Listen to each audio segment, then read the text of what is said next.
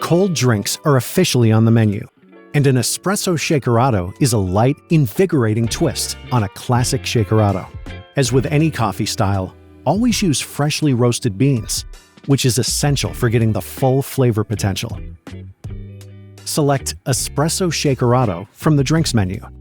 You'll see a handy recipe card that displays the recommended ingredients. After grinding, insert your portafilter into the grouphead. Using the Breville Cocktail Shaker is an ideal way to make an Espresso Shakerato. However, if you don't have one, start with a normal glass, placing it under the portafilter. Brew a double shot of espresso and wait for extraction to complete.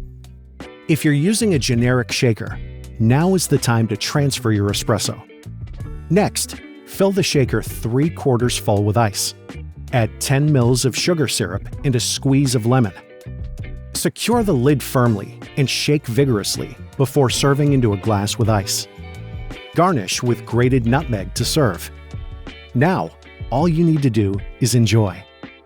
Experience cafe-quality cold drinks made easy with Breville.